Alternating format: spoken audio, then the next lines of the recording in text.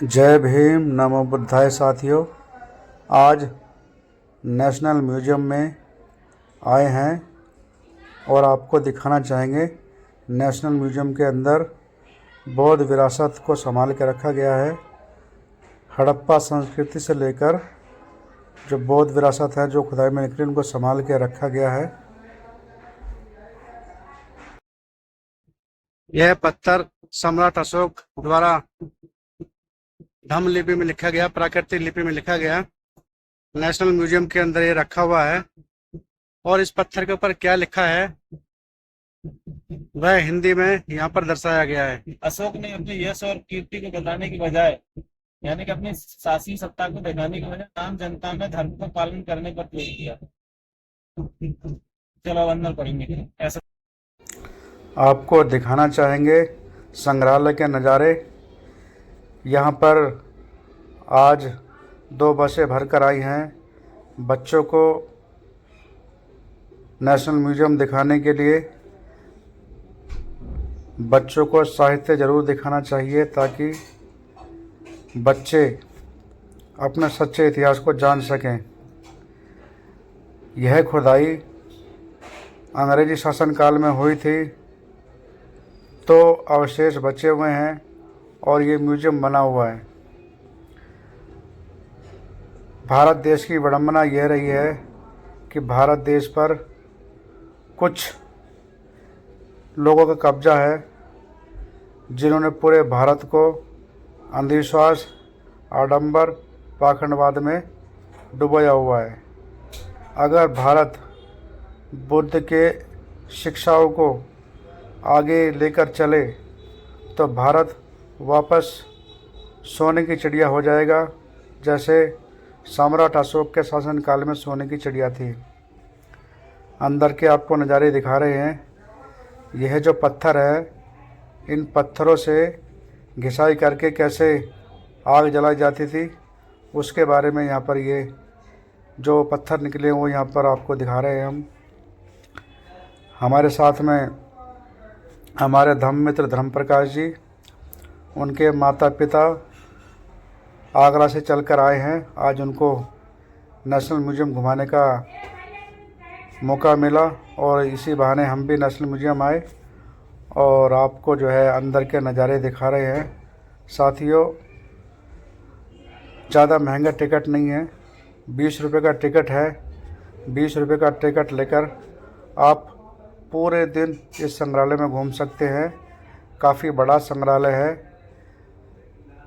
पूरी वीडियो तो हम नहीं बना पाए, लेकिन थोड़ी थोड़ी करके हमने वीडियो बनाई है।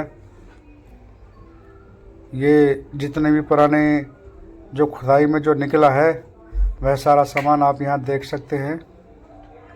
हम तो ये सोचते थे कि जो मिट्टी के जो बर्तन हैं वो अभी पक्के होने स्टार्ट हुए हैं, पहले नहीं हुआ करते थे। लेकिन संग्रहालय के अंदर आकर देख रहे हैं कि उस समय भी मिट्टी के पक्के बर्तन हुआ करते थे। आपको दिखाना चाहेंगे, ये सामने आप देख रहे हैं कैसे कैसे बड़े बड़े बर्तन हैं मिट्टी के, और बहुत ही अच्छी तरह से संजो कर रखे हुए हैं। क्योंकि अंग्रेज़ों की रुचि इस तरह के खुदाई में थी, तो उन्होंने खुदाई जगह जगह करवाई। जहाँ जहाँ से भी जो अवशेष मिले हैं उनका उन्होंने संग्रहालय बना कर रखा हुआ है और अब यह संग्रहालय भारत सरकार के हाथों में है। यह दिल्ली के अंदर जो अपना इंडिया गेट है, इंडिया गेट के पास में यह नेशनल म्यूजियम है। साथियों, हमको यहाँ पर आकर अपनी विरासत देखनी चाहिए कि हमारी पहले की सभ्यता क्या थी, क्या क्या चीज़ें इस्तेमाल करते थे, क्या क्या निकला है। ये आप देख सकते हैं कितनी अच्छी तरह से संजो के ये सब चीज़ें रखी हुई हैं शीशे के अंदर, और जगह जगह लिखा भी हुआ है इनके बारे में। जहाँ पर भी ये सब चीज़ें रखी हैं उनके बारे में एक छोटा सा संदेश भी लिखा हुआ है। आप को हम जो है नेशनल म्यूजियम के अंदर के नज़ारे दिखा रहे हैं। आप घर बैठे बैठे देख सकते हैं कि खुदाई के अंदर कितनी सारी चीज़ें निकली हैं। साथियों, बुद्ध विरासत इस भारत के अंदर बहुत ही अच्छी विरासत है।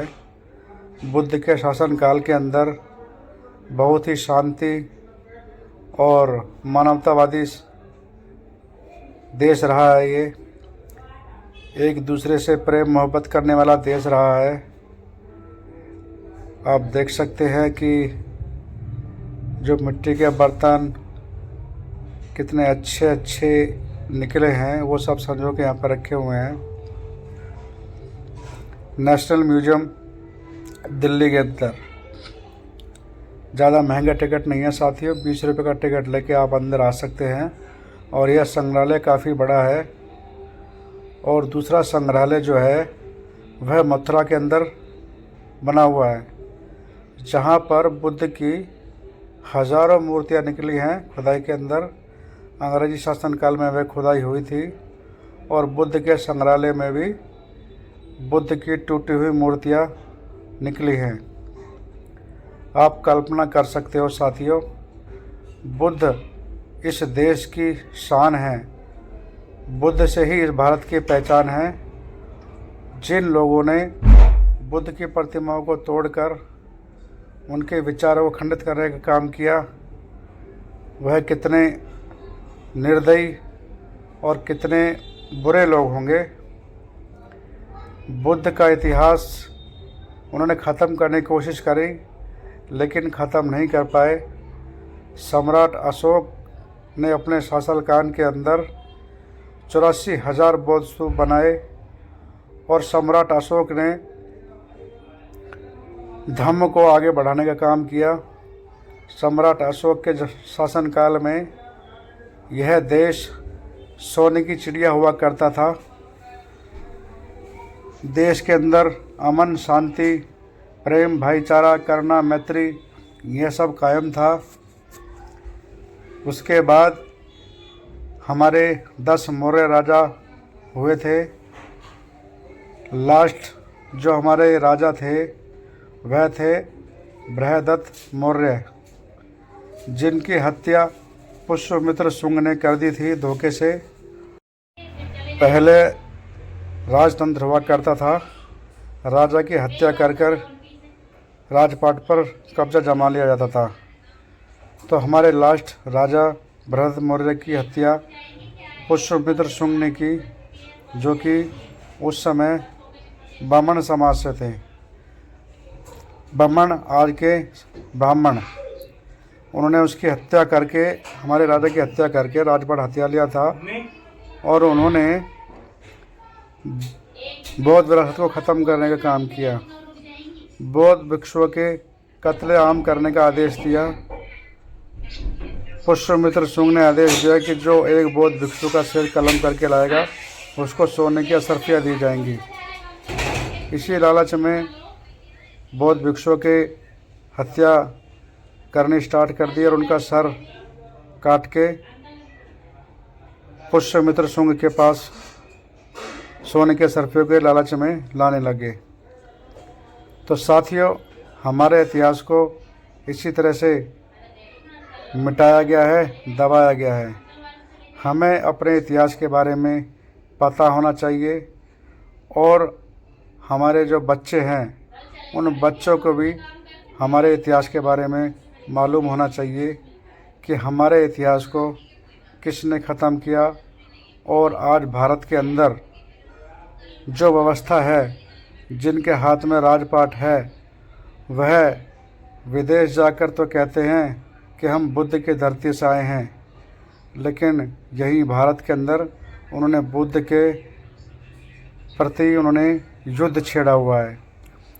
यहाँ पर आप देख सकते हैं कि जो सरकार है वह मंदिर पे मंदिर बनाए जा रही है और एक ही वर्ग के लोगों के लिए काम कर रही है, जबकि इस भारत के अंदर अनेकों धर्म के लोग रहते हैं। लेकिन अभी जो सत्ता में बैठे हैं वो सिर्फ एक धर्म के लिए काम कर रहे हैं।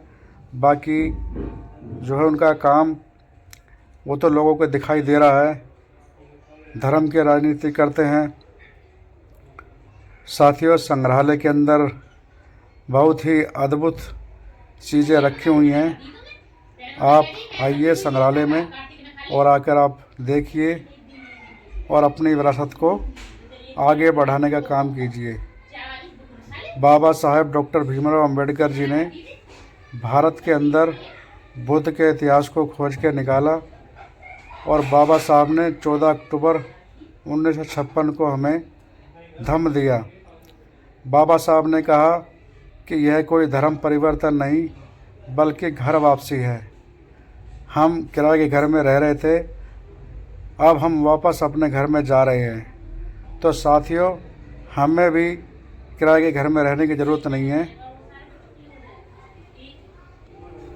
तो आओ चलें वापस अपने प्राचीन बुद्ध धर्म की ओर, जो हमारा अपना घर है, जहाँ पर हमारा मान सम्मान है, जहाँ पर हमें हक अधिकार है।